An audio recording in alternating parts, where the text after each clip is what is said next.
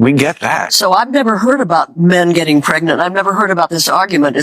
It must be some part of what you call the far left that is so minuscule that I, who am... No, Jane. What? It's not minuscule, and I'm sorry, you can't throw this back on us. I assume it's because you are locked into media that just never wants anyone in their audience to know anything sketchy about the blue team. During a tense interview, political commentator Maher found himself in a surprisingly sharp exchange with longtime activist and actress Fonda. What began as a conversation about the state of modern politics quickly turned into a pointed debate. Maher challenged Fonda's interpretation of today's political climate, suggesting that some of her views might reflect an earlier era rather than the realities of the current political landscape. As the discussion unfolded, Maher emphasized how dramatically the Democratic Party and American political culture have changed over the past few decades.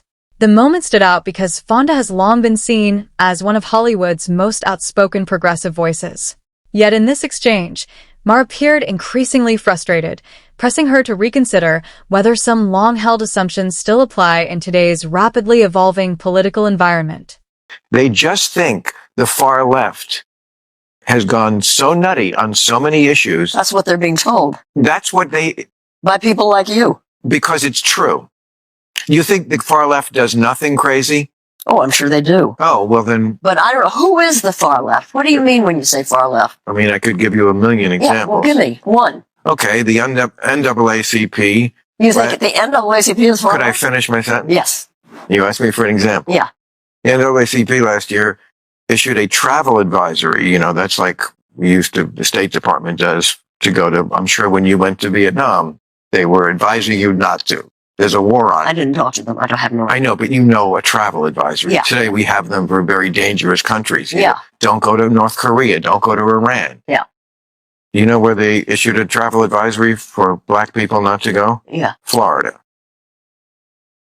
Every day there's stories like that that just makes people roll their eyes and go, are you people nuts? Even if they don't matter that much, I don't think one person listened to this and thought, I can't go to Florida. But they just suggest something to the average person, which I completely understand, which is, wow, do you people ever find anything that's ridiculous? Do you really think men can get pregnant? That kind of stuff. Well, and that's I mean, I don't know. I read two papers and maybe I don't. I should watch Fox News. No, I guess. I don't watch Fox. That's too far. But you don't have to. I'm not going to torture myself. At several points, viewers were left wondering whether Fonda was unfamiliar with certain newer political dynamics or simply unwilling to concede them. Now in her late 80s and after decades of public success, some critics argue she may be somewhat removed from the everyday struggles many Americans face. That criticism often surfaces when affluent public figures advocate policies whose real-world effects they may not personally experience. Throughout the conversation, Maher pushed back on several of Fonda's statements, including remarks about historical issues such as redlining. His responses carried a noticeable tone of skepticism, making the exchange feel less like a typical interview and more like a clash between two perspectives shaped by very different political generations. I love when I grew up. I think it was like a very normal time. If you were white, yeah. Yes, if you were white, absolutely. Glad we said that.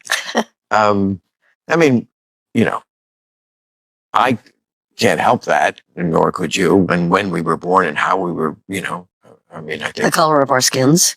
Yeah, the problem with race, I always feel, is like you and I personally didn't do it, but our race did it, and continues, and we benefited from it, and still do. Yeah, yeah, but less than before. I feel one problem liberals have is they don't feel like they can acknowledge progress, because it somehow makes them less good.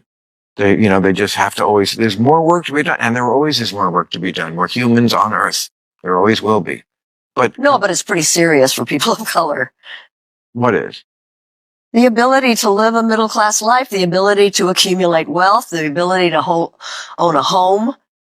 they are prevented from doing those things by laws that remain in place, like redlining and mortgage issues and so forth. That remain in place? Redlining? Mortgage issues, they can't get the same It's not loans and mortgages that we do, white people do. It's not against the law to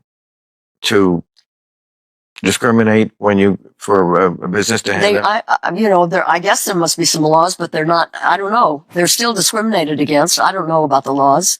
It still happens. It's very hard for black people. Beyond the personal debate, Bill Maher used the moment to make a broader point. He argued that certain political movements sometimes struggle to acknowledge social progress when it occurs. According to Maher, constantly focusing on grievances can prevent honest reflection about how society has changed over time. Critics of Jane Fonda say she remains vocal in her criticism of figures like Donald Trump and his supporters while rarely addressing criticism directed at her own political side. Supporters, however, defend her as a lifelong activist who continues to stand firmly by the principles she has advocated for decades. The interview has since sparked intense debate online. Some viewers believe Fonda appeared disconnected from today's realities, while others argue Maher's tone was unnecessarily confrontational.